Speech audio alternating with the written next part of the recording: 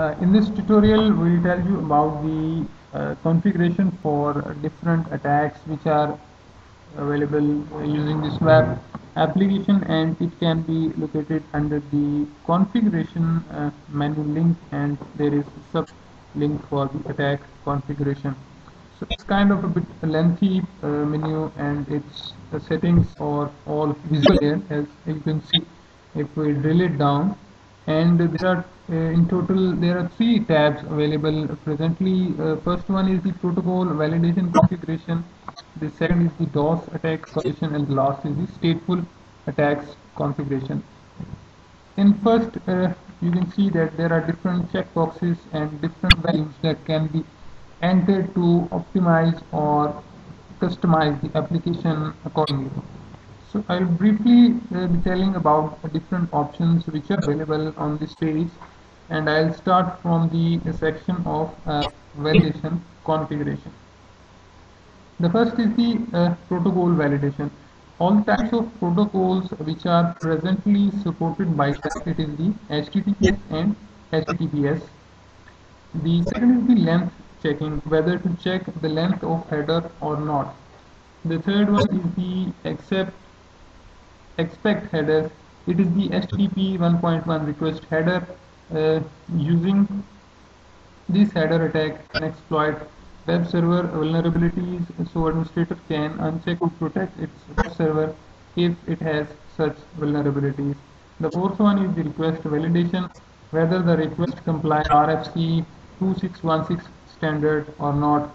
And the last but not least, also check the compliance with RFC 2616 standard. The next section is the parameter configuration. It has different text boxes where different values are there. It starts from max arguments and ends at the max request body.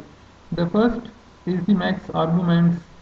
It tells about the arguments cannot exceed as inputted by the administrator. The max header, it is the headers cannot exceed as inputted by the administrator. The third one is the post parameter length. It is the length of post parameter. The query parameter length, it is the length of query parameter. The header name cannot exceed the inputted value. Here it comes. And next is the max header value. The header value cannot exceed this value. The maximum length of URID, universal resource identifier, is in the second last, and in the last is the max request body, the maximum HTTP body length. The next section or the following section is about the HTTP configuration. HTTP version, it receives only requests these three versions of if all checkboxes are checked. Otherwise, if any checkbox is unchecked, it will not receive the requests of that particular version. So all these are all the different supported versions. And HTTP methods, it will receive only the check method request. It could be get, it could be post. It is the head, put, delete, option, trace, and connect. So we can check or uncheck accordingly, and we can customize this section. The next section is the exceptions, disallowed file types. Any kind of file which is which seems to that it should not be allowed, we will write it here, and we will add that type of extension, and it will be added in the catalog here, which will be visible for the administrator to further see that how many types of files have been disallowed. And allowed redirection website, if there is a kind of any redirection required, that can be placed here.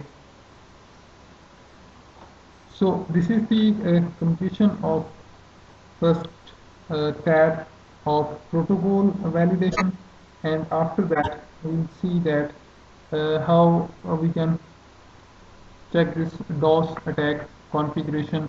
The available options are the enable, disable DOS. Enable will stop the DOS attack, and disable will not stop the DOS attack. The concurrent requests per second. The overall requests sent by the user to web server. If it exceeds the given value, it will be denied. So there is a further customization we can edit here. After that, there is a concurrent requests users per second. The maximum request sent by the users to a single page, if it exceeds, it will be denied. The last in this section is the blocking time in seconds, the time in which user is blocked to send more requests. And in the exceptions, you can see the allowed IP, the allow the traffic against this given IP, and if there is any resource which is required to be allowed, we can put that in here, and likewise all the added values will be visible. Just we saw in the protocol validation last section, the exe, ini file, batch file. Likewise, we can add or delete any file. So the last tab of this attack configuration is about the stateful attacks configuration. The stateful attack configuration screens provides configuration facility to attacks such as CSI, if it is a cross-site request, forgery, and hidden field exploits, which require the state of the application to be maintained on SWAF. The checkboxes provides the option to state if the state needs to be maintained, and to specify the type of for which the state needs to be maintained. Additionally, in case of CSI protection, the token that needs to be provided to authenticate request and its properties can also be configured using this screen. The manage state, it manages the user session state. The second one is the protect CSR. If this option is checked, SWAF will protect the web server from CSRF attack. The third is the protect hidden. If this option is checked, SWAF will protect the web server from hidden field attacks. These checkboxes start from the token name. It is the name of the token through which client is identified, the expiration time in minutes, the session maintained for how much time, and after this time the session will be abandoned automatically. Cookies life in days, it is the after how much days the cookie will be removed. So all these settings are configurable and can be checked or unchecked or can be edited easily. After making any changes, simply click the update button and all the values will be modified to the latest one. If accidentally there is some kind of misconfiguration or unwanted changes has been made, then we can click default setting button at any time, which will bring it back to the default setting automatically and in a quick way. So this is all that can be done or configured using the attack configuration menu. Thank you very much.